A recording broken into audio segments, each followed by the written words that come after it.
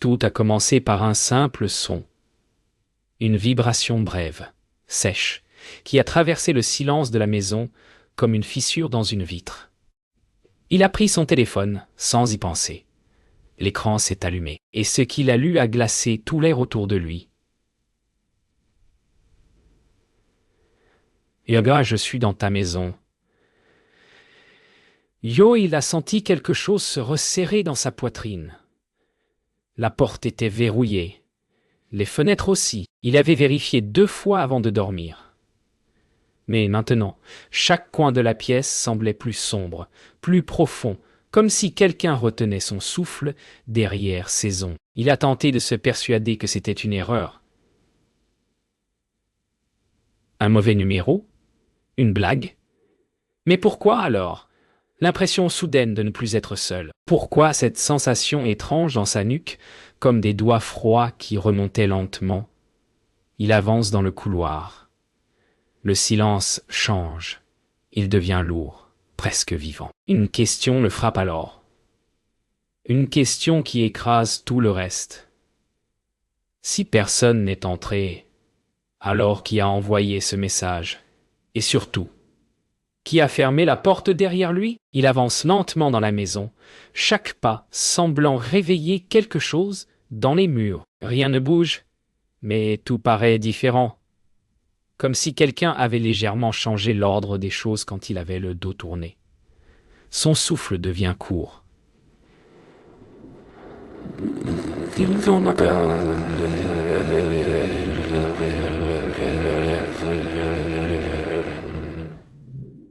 Sans la présence, elle n'est pas bruyante. Elle n'est pas visible. Elle est simplement là, quelque part dans un endroit qu'il ne veut pas regarder. Le vent frappe contre une fenêtre, mais il sait que ce bruit n'est pas le vent. Il sent quelque chose bouger au-dessus, un mouvement lent, presque calculé. Ses mains deviennent moites. Une pensée le coupe comme une lame. Et si la personne ne cherchait pas à entrer, mais à sortir, il approche la porte du grenier. Le bois semble respirer.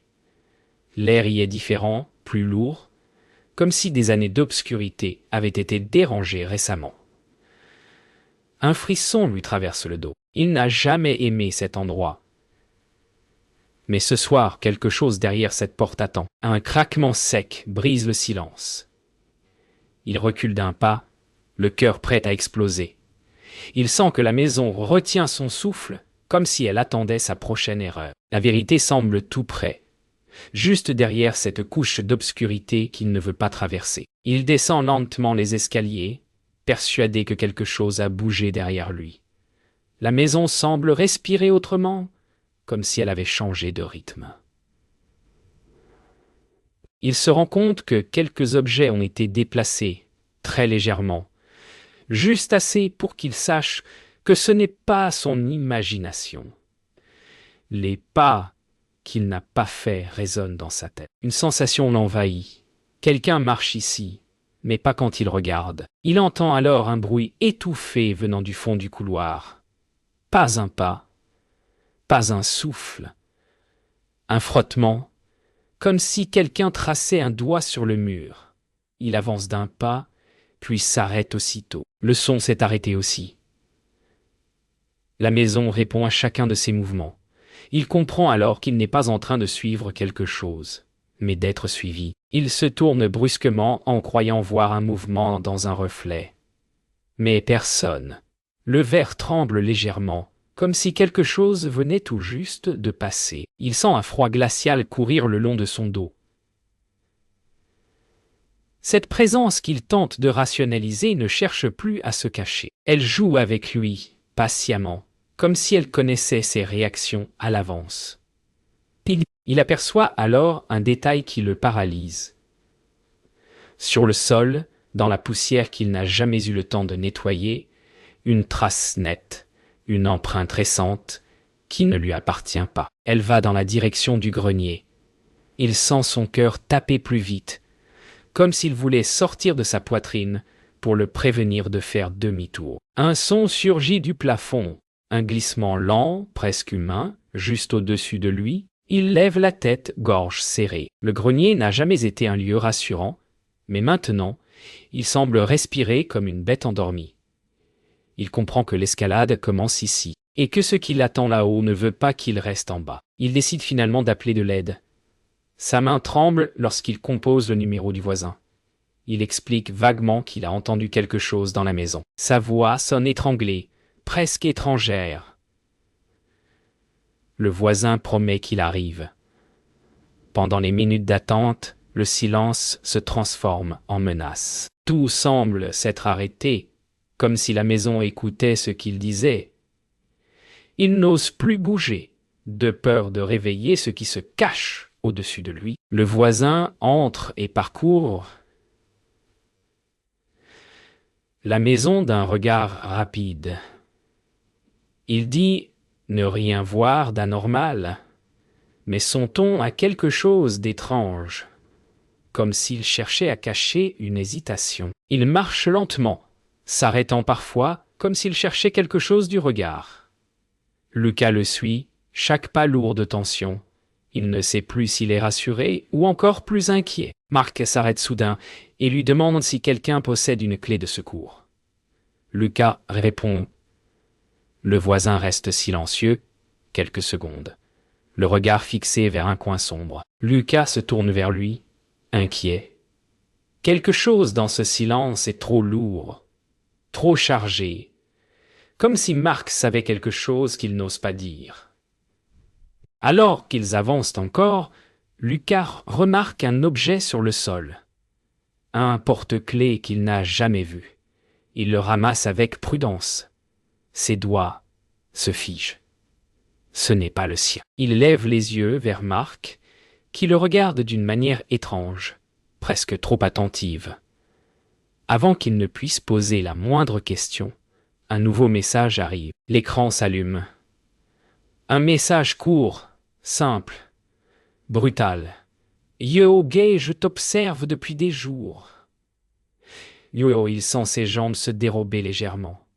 Le message n'est pas seulement une menace. Il sonne comme une vérité déjà en marche. Et dans le silence qui suit, il a l'impression que quelque chose dans la maison retient un rire étouffé. La lumière s'éteint soudain, plongeant la maison dans un noir épais. Lucas retient un cri. Marc se retourne brusquement, mais on dirait qu'il écoute quelque chose que Lucas ne peut pas entendre. Un frisson traverse la pièce, comme si l'air avait été déchiré.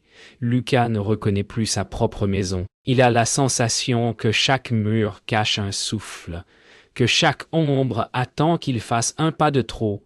Quelqu'un est là, tout près, et ils le savent tous les deux. Un souffle monte des escaliers. Pas un vent, un souffle humain. Lucas s'immobilise. Marc lève la main pour lui dire de ne pas bouger. Le silence devient lourd, trop lourd. Puis, un autre bruit surgit. Un pas lent, glissant, venant du haut. Lucas sent une panique froide s'installer. Ils ne sont pas seuls. Ils entendent un glissement au plafond, juste au-dessus de leur tête. Marc se tourne vers Lucas, le regard grave. Il murmure qu'il faut sortir. Mais quand Lucas se retourne, la porte d'entrée refuse de bouger, comme si quelque chose la tenait de l'autre côté. Il tire encore, mais rien. Un poids invisible semble l'écraser. Le téléphone de Lucas vibre. Un nouveau message apparaît. 2 mots. Eoga ne bouge plus. Yo, il sent son sang se glacer. Marc lui demande ce qu'il se passe. Mais Lucas n'arrive pas à parler. Un pas résonne juste derrière eux. Lent, calculé. Comme si quelqu'un savourait leur peur. Ils n'osent pas se retourner. Un souffle chaud traverse la pièce. Quelque chose bouge derrière eux. Lentement, sans se cacher. Lucas ferme les yeux une seconde. Quand il les rouvre, la silhouette n'est plus là. Marc recule en heurtant la table. Ils comprennent qu'ils ne sont pas seulement en danger. Ils sont pris au piège, et l'intrus connaît chaque recoin de cette maison mieux qu'eux. Le silence retombe comme une chape. Lucas respire vite, trop vite. Marc scrute chaque coin de la pièce, mais l'intrus a disparu comme s'il n'avait jamais existé. Pourtant, l'air est différent, plus lourd, plus ancien. Lucas a la sensation que la maison entière observe leur moindre geste. Un grincement résonne alors derrière un mur. Un son étouffé, presque humain, comme si quelqu'un vivait là. Depuis longtemps, ils suivent le bruit jusqu'à une vieille cloison près du grenier. Marc passe sa main dessus. Le bois semble neuf, trop neuf. Lucas sent une sueur froide couler dans son dos. Il sait qu'il n'a jamais fait de travaux ici. Quelqu'un a modifié cette maison derrière son dos. Marc échange un regard lourd avec lui. La vérité se cache là, juste derrière ces planches. Marc trouve un petit espace où glisser ses doigts. Il tire. Un morceau du mur s'arrache avec un craquement sourd. Derrière, l'obscurité totale. Une odeur vieille et lourde en sort. Lucas s'approche malgré sa peur. Une pièce minuscule apparaît peu à peu. Un espace où quelqu'un a vécu, et très récemment. Dans le petit renfoncement, Lucas aperçoit un carnet. Il le prend. Chaque page détaille ses habitudes quotidiennes, heure de réveil, heure où il sort, heure où il mange. Chaque mouvement, noté avec précision. Marc se recule, choqué.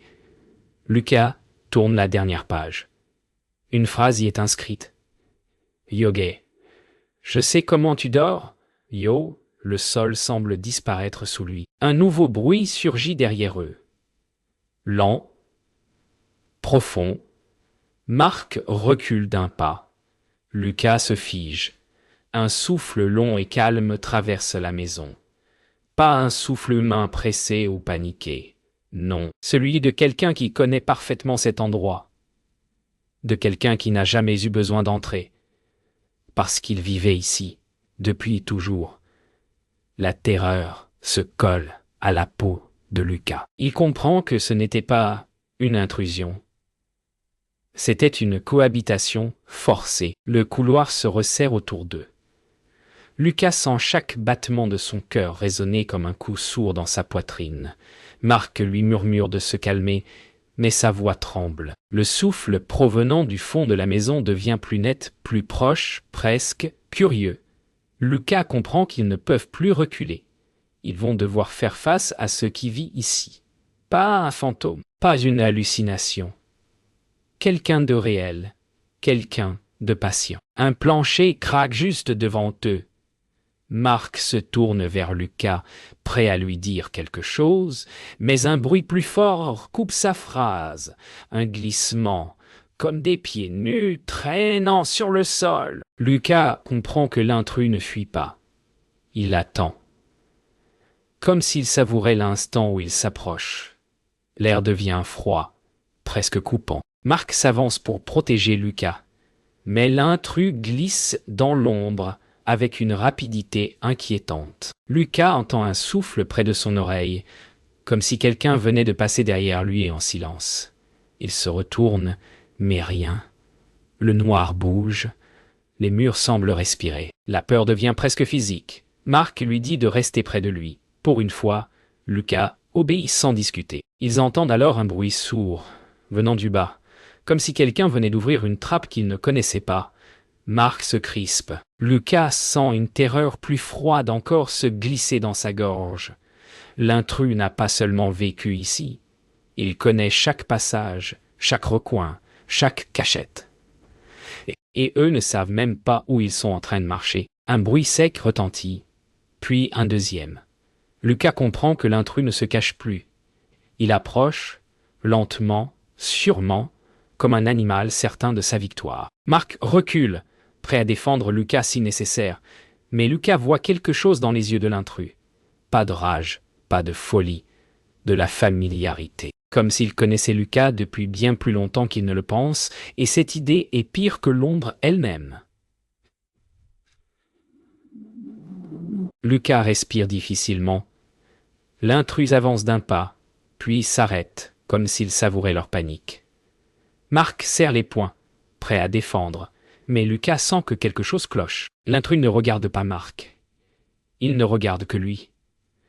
Comme s'il se rappelait quelque chose que Lucas, lui, a oublié. La maison craque autour d'eux, comme si elle voulait signaler que la vérité approche, qu'elle est juste là, sous la peau. Un bruit sourd résonne sous leurs pieds. La maison frémit.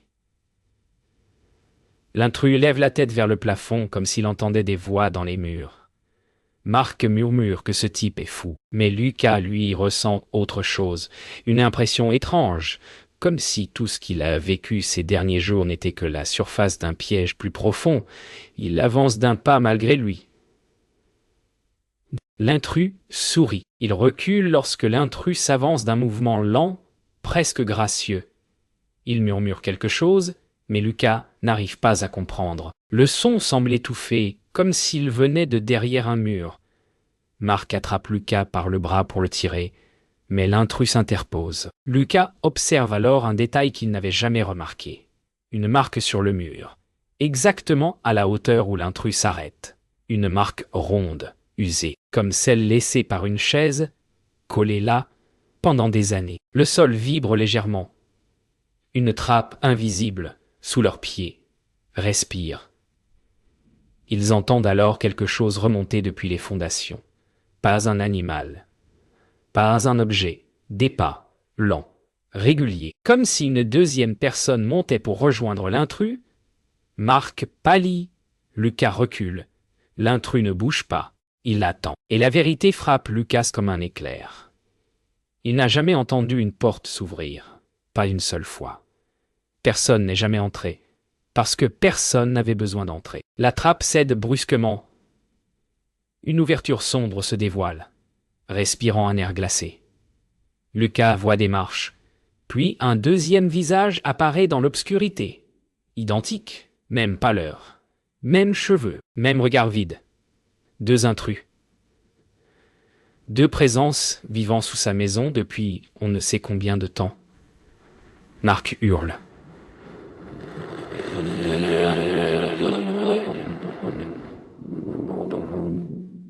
Son téléphone vibre une dernière fois. Un message. « Oh oui, je ne suis plus dans ta maison, mais je sais où tu vas. » Yo, la lumière s'éteint.